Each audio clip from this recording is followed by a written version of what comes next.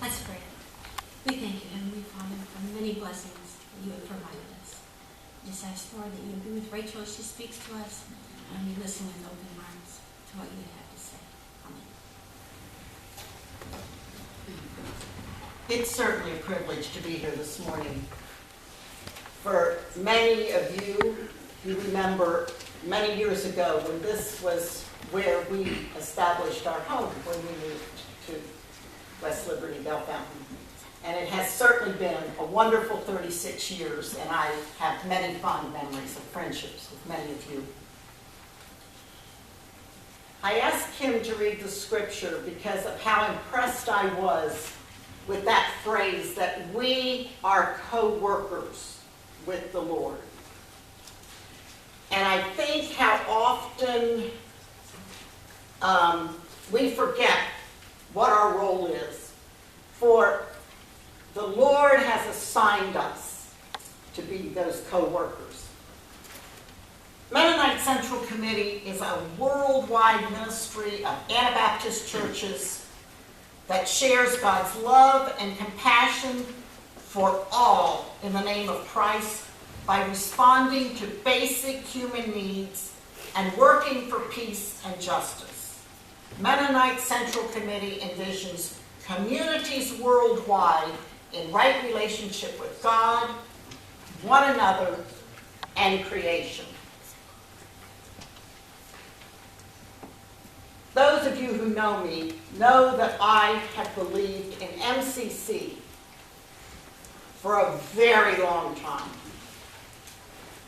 But I realized last May when I spent 2 weeks traveling in Thailand and Bangladesh that while I believed with MCC and believed in it with all that was in my head, suddenly it became totally different when it went to my heart. And now I can say from my heart that MCC has something to offer that goes way beyond anything that I think I can even relate to you this morning. For me to talk about Bangladesh this morning, I feel it's important that I give you just a little bit of history of that area. Now, I think with the bulletin you may have gotten a map, many of you have, that shows where Bangladesh is. It's on the eastern side of India. It's a very small country. But the history of that area, as far as where I'm going to go back to, is about 1858, which would be when the British Empire moved into that region. I don't know how you want to say it in words, but mainly what they did is they came in there to strip it. That's obviously not their words, but they stripped it of all of its natural resources. Sent them back to the home country, and then in 1947 was when the petition of the two countries began. Up till that point, you remember the Hindu and Muslim were both there. They petitioned it, and we knew it at that point as East and West Pakistan, okay? And then at that point, supposedly the Hindus stayed in India, and the Muslims moved into Pakistan. At that point in 1947, between 200 and 500,000 people were killed. And that was very awful. But it was the 14 million that were displaced that caused so many problems. And at that point, MCC did move in and did help with relief aid to that area for the 14 million displaced people. But no programs were established then. The other thing that is very important to the history of this area, and I marked it in black on your maps, is how the rivers, you see the Ganges River comes back, that takes the east side of the Himalayas and it drains the east side. The West River also comes down through India and comes into Bangladesh. And they come together just above Dhaka, the capital, and then flow out. there. Now, I guess it all depends if you're India or Pakistan, how you feel about it, but India does a very good job of controlling those rivers. In other words, when it is dry, they dam the rivers so that they have water to use in India. And when it's flooding, they are very good about opening all the dams and letting all the water come down to Pakistan and flood Pakistan totally in the southern part. So, to say the least, beyond anything that Pakistan's control is they are else dry or flooded a lot of the time. In 1970, there was just a huge flood in Pakistan, and at that point, MCC did move in and did give relief to the many, many people who were starving and needed help. But it wasn't until 1971 that Pakistan actually had their revolt and became an independent country and is now what we call Bangladesh. And at that point, after that revolution, MCC did move in, and they did not only just do relief, but they also began to establish programs there. And they established the programs in the southern part of the country with agriculture so that the people could learn to be self-sufficient. When they got there, they found that there was just a terrible lack of nutrition. What they grew was rice, and what they ate was rice, and that was about the extent of their diet. So the first thing MCC introduced was soybeans. And while we were there in Dhaka, the capital city, we went to the MCC headquarters, and we got to see a huge medallion like this, and it named MCC the father of soybeans in Bangladesh. And so MCC is credited with bringing the crop of soybeans there. They brought sunflowers, and they brought cauliflower, and they brought carrots. But carrots is, and this starts for me to tell you a little bit about why my feelings about MCC changed. MCC brought carrots. Never grown carrots there, right? So they taught the people how to grow carrots. Now, you know how all of you just really look at a new food and you go, wow, I can't wait to eat it, right? Especially children. So MCC brought the carrots, but was very aware, if I bring the carrots, it's only going to do these people good if they eat the carrots. So what MCC did, because they had numerous global family programs there, or schools that I was talking about with the children, they went and they took the carrots to school and had the children help them raise them, and then they had them eat them. And most of us are told if you eat something about 10 times, you'll like it. Well, today, if you go on public transit in Bangladesh, one of the snacks you can buy is carrots. And everywhere we went, there were carrots. But MCC didn't just take and teach them how to grow it. They taught them how to enjoy eating them. And so carrots and cauliflower are all things that had never been grown in Bangladesh before MCC came there. In 1973 and 74, there was a terrible famine. And at that point, MCC again came in with just, well, like 25,000 metric tons of wheat and other aid just to keep the people alive. But they also started at that point, after that terrible famine, to rebuild the infrastructure and help build the infrastructure, and had other programs that responded to what had happened there. And at that point, they started job creation, so that's particularly for women. And by the year of 1995, MCC projects that they had in the country, that they had established, was making over $1 million, was bringing in $1 million. But Of course, not to MCC. So I want to explain just a little bit about how MCC works there and works in all other countries.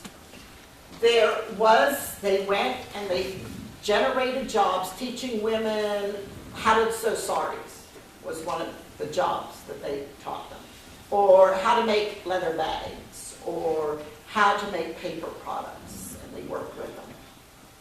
And then they started getting outlets for them, okay?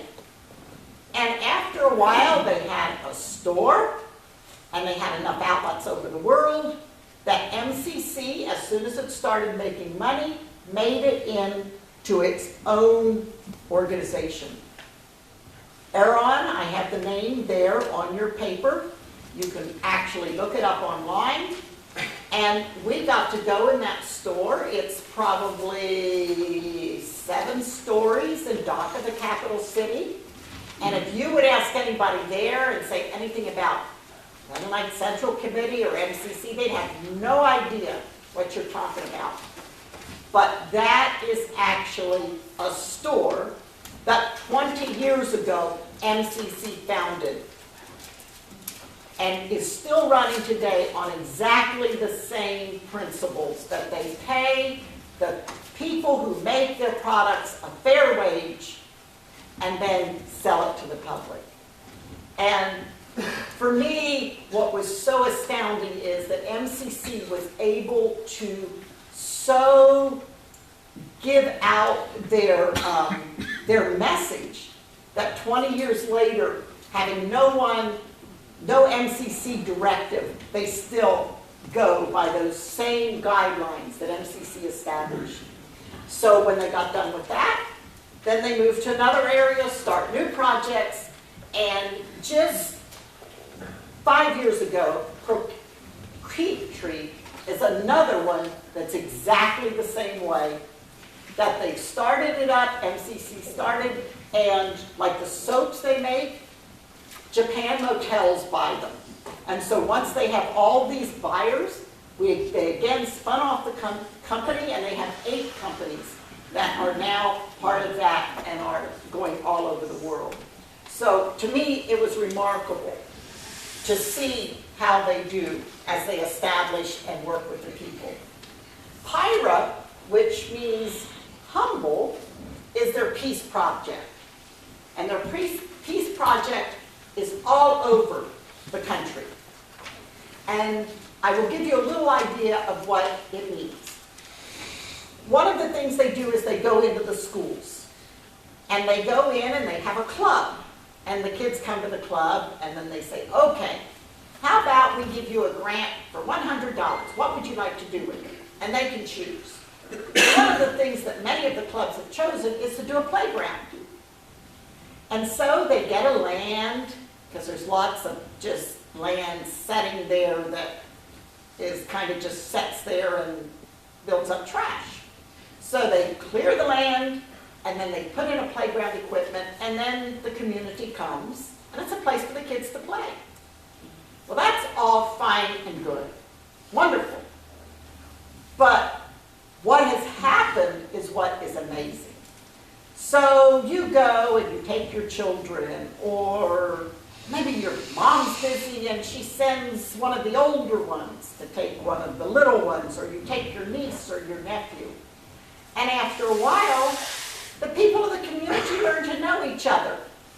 And then this funny thing of guy meets girl and wants to marry girl, but in Bangladesh, one of the big, huge problems is who's going to pay the dowry and where are you going to get money for dowry? But suddenly, the families know each other, dowry doesn't become important, and they can get married without the bride price, which often is just devastating to the bride's family because they don't have the money and they have to borrow it, and it's a problem. And so things like that, or just the peace that comes within the community, has just been so astounding. And even more so, the cleaning up of the community has just been all things that have worked out there. Also at the peace clubs, that spend time to talk about roles in the family. just what does it mean to be a husband or a wife? Or what does it mean? So many of their men have to go to the Middle East to work. What does it mean to be a wife and children at home alone? Because so many of the men aren't present when they leave the country. And also the huge lack of land. You know, how is that something that they can work for? One of the questions that I think has arisen numerous times with the work of MCC is that many organizations that go overseas, when they go, say you go into Bangladesh or you go wherever, they hire Christians in the country. Now, in Bangladesh, 98% of the people are Muslim. Now, I want to underline something. They are not radicalized Muslims. And that I want you to think about. Because here is where I think we can play a role and that we can do something. And I'm not sure that we are doing what we should be doing.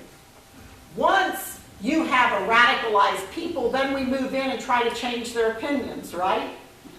Why aren't we working in countries like Bangladesh before they become radicalized? It's just a question I leave with you. So there's not radicalization and anti-Christian feelings as in other parts of the world. But many of the organizations that go in only hire Christians. That is not MCC's stance. And there is a very strong reason for that. MCC goes in and they hire the people they need of whatever religion they may be. And I was in their three area offices. One's in Dhaka, the capital, another in southern Mymensingh, which is in the eastern part of the country, and then over in Bogra, which is in the western part of the country. And each morning, each office starts with prayer. And everyone there was asked for their prayer requests, and every religion gave them, and then together we prayed. And MCC says, how can we talk of peace if we cannot give an example of peace? And what speaks the loudest is our ability to work with everyone. And I watched it happen as they lived and worked together, and as we were received with open arms. There was never an apology. All of our signage, everything that said, we do it in the name of Christ. There's no apology for that. But it doesn't mean that to the exclusion of other people. There's one of the other huge projects that MCC has in Bangladesh is working with sex workers. I think it's very hard for many of us as American women to understand what the draw to being a sex worker would be. Almost all the women in Bangladesh who are sex workers were sold into it by else their husband or their father, because it was the only way to eat for the family. It's the only way they can gain money. So years ago, MCC started a program with sex workers. And to say we're only touching the tip of the iceberg is true, but at this point, success rate has been just about 97 to 98%. So in other words, the women they work with do not go back into sex trade. What they do is they take 20 women a year and they pay them a weekly stipend for coming. So in other words, they leave food on the table. And then they come every day, and there's a daycare for their children. And they start teaching them personal hygiene. They teach them how to cook. They teach them how to read and to write. And they teach them about just about how you can appreciate your own self and who you are as a person, your personhood. And they talk about prayer and how that changes your life. And they live and work with these women. And there's also a man on the team who works with else the husband or the father, whoever it was that sold him into the trade, and is there to help the whole family. Just right down to how do you cook a good meal. And then, when they're done, they still can't find a job because they're still known as former sex workers. So what MCC has done is we have developed projects and jobs that they can have. And what fun that was. Okay, you know how there's all those garment factories there? Now, my opinion is they're horrible. And we said, what are you doing about it? Well, what do we want them to do about it? The people will be more hungry if they take them away. Yes, the conditions there are horrible, but, and we got, you remember the garment factory that imploded and all the people were killed? We got to go there and see the monument to all those that were killed. But this is how the people are living. Well, what MCC has done is it's helped the garment people. They have all this, you know having to cut out a dress. Many of you, some of the young ones probably don't remember, but you have all that leftover material, right? Well, MCC gathers that up for them, that trash, and they take it back, and they unwind it, and they make thread out of it, and then they put that thread on spools, and then they sell it to the garment factory. Okay? And that's one of the ways we employ the women. But when you get done making all that thread, you have all this, it's just like a fluff stuff. And we can't throw that away. So we take that and they make paper out of that. And that employs our women. So this is the sort of job creation that MCC is doing. So like with the soap, which was to help the women who came out of sex trade, they have to have all the different perfumes in it. So what did they need? Lemongrass was one of the things they needed.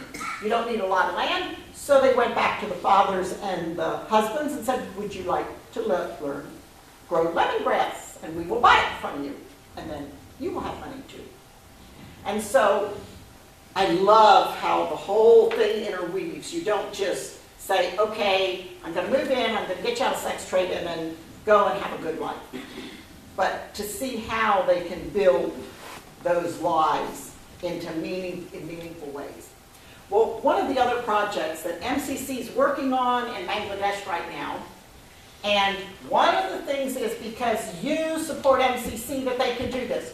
Almost no other, and I'll use NGO, non-governmental agencies, almost no other non-governmental organization can do this. But because you support MCC, they can do research and development. And MCC in Bangladesh has for 6 years been working on a project that looks like it'll soon be finished. And I think most of you probably need a pineapple. I don't know if you all know how it grows, but you have the pineapple and then you know that top on it? Well, there's a bottom that's just about this big that looks just like that top does. And I don't know if you've ever taken and tried to compost that, but my husband is not very happy when I do that because it doesn't compost. Now, if you have this pineapple plant, it takes 3 years to grow it, right? And then you get one pineapple. And then you cut off that pineapple plant and you've got to start the next one, right? So what is the country going to do with all these pineapple plants? Because they don't compost. So MCC decided, wow, here's something, we can get free because everybody wants to get rid of it, and there has to be a use for it. So starting 6 years ago, MCC started in research and development to find out what we can do with pineapple plants. And they have one product they've made, and it's like a hemp rope, and they're selling it commercially. We've gotten rid of that. But there's only so much use for that. So the newest project is thinking, if we could make that into material and sell that, just think how much more how many more uses we have. So actually, I got to see the first run of material that has been developed, and right now what we're looking for is a commercial buyer.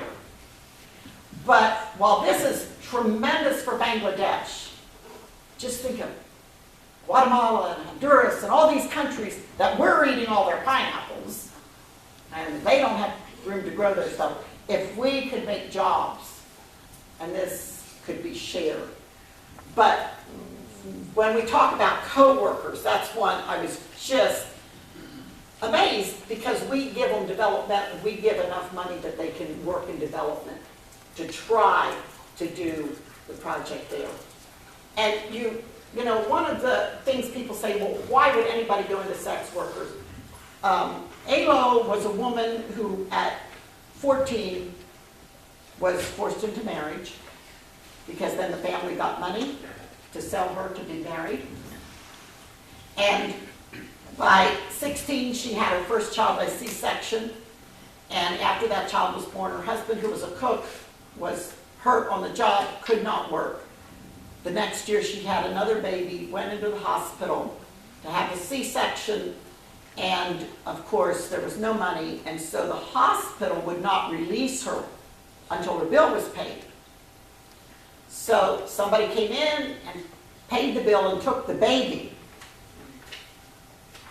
so she could leave without her child, because they wanted a baby. And her husband couldn't work and she needed medication, and that's how she got started into sex work. And now is in our program and is now working with the program.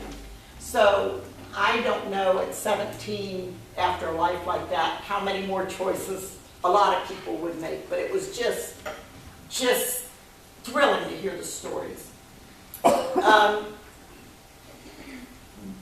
Right now, we no longer work in the southern part, which is where we started, because that was all the flooding. What they've done there is they've built, the nearest I can tell you, it's cement buildings, like a huge silo, and the bottom parts are open so the water can flow through, and the second and third stories are where people can go when it floods. But then still we were losing a lot of the young and the old, and so now they've developed them into communities, and so each person makes sure other people are safe or helps them get there. And so when the floods come, and so they no longer need the work of MCC in the southern part. So now what happened, if you look where the two rivers come in and join up there in the western part of the country, it's just really been cut off from everything. And so that is where we're working now. And we're working on agricultural work. And one of the sad things that has happened there is Monsanto has provided the chemicals, but hasn't taught the people how to use them. And so people are dying because they are getting covered in chemicals and using the chemicals. And so we're working with them on how to grow crops and grow them, you know, without, and protecting themselves if they opt to use chemicals. So that's where they're working. And so the important thing that I learned was that MCC does not have projects. Almost anybody you talk to, almost any NGOs that go in, they have projects. MCC moves in, lives with the people, and has programs like their peace program, or lives among the people and sees what projects they need. We don't move in and say, here's a project, we're going to do it to you. And then we move on. And so that was really, really fascinating to see. But I think most of all, for me, it was saying, I'm a co-worker. I can have part, whatever that is, whether it's telling the story or giving or whatever I'm called to, but God calls each one of us. And I'm thankful for that. Thank you for letting me share.